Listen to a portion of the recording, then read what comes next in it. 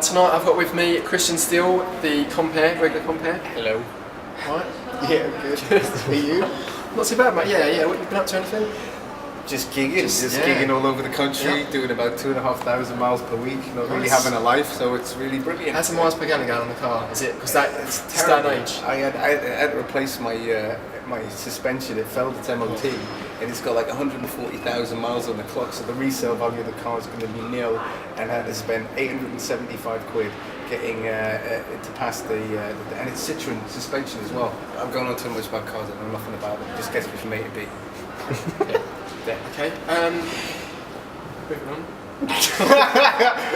So, how did you get into comedy then? Really by accident. I was acting and then ended up in hospital for 5 years. And 5 years? Yeah, 5 years, man. I was in there with a fair whack, and I actually found out, right, I had loads of stuff wrong with my bowel and my stomach, and I had it all replaced and everything.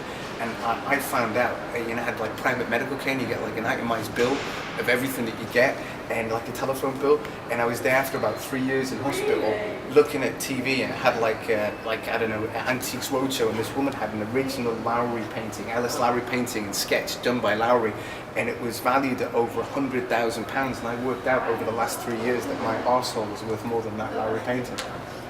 That's not good to know. Yeah. So you'd be on Antiques Roadshow.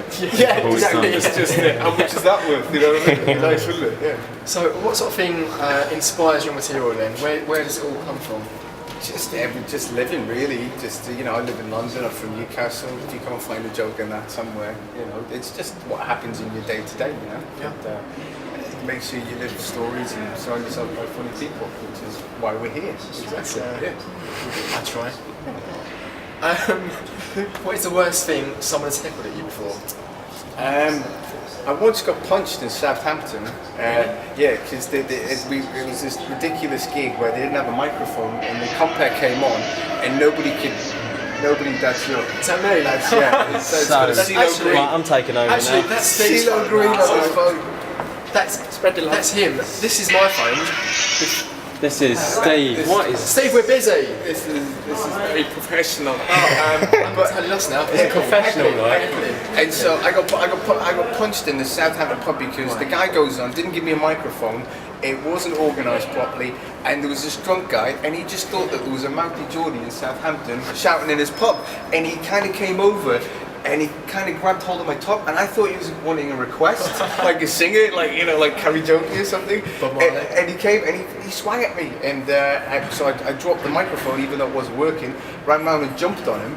The guy comes out that ran the gig, says, what are you doing at my gig? And I went, I didn't do anything. And I asked everybody in the pub, and they went, no, he's totally fine. Meanwhile, everybody had dragged this old guy out in the car park, and they were kicking the shit out of him in the car park. And I'm like, look, he was the bad guy. Do you know what I mean? So. That was my worst heckle, anyway. That's pretty good. So, how does this night compare to other nights you've worked with? It compares nothing like any other night. Well, because you start with, we're in a thing called a pod that looks like a tumoured testicle, and that's totally different from a normal gig. But the people in South End are great, so warm and friendly. They're like little Southern Geordies. And an amazing work team you've got here as well. Yeah, amazing work team. Yes, he's and we've got our own little promo video going that we did together. Yeah, we did. Yeah, mostly him in it. Have we got a clip? Have we got a clip of that? Yeah, let's see the clip of it. We'll put the clip on. That's an amazing clip. That's a good clip. I like that. He's been looking for that all day. Yeah, we were watching it right there, weren't we? Just like that. It's only us that watch it. No one else watches it, which is fine because we don't mind that. 2 views on YouTube. 2 views. 2 views. Yep. That's us. I disliked it as well. I didn't even it. Well, I've been watching it. I watched it twice, so that's 3 views. That's 3 views now. Yeah. So we're cooking. We're getting there. Don't know that was. So for people who haven't been to Comedy Night here before, what can you say to persuade them to get down? Quick one-liner, Quick one-liner, you got the best comedians internationally in the world coming to play here. We got Willie Robo this month, and he's playing Broadway and all the Def Jam gigs. We've got the Militant Black Guy this month.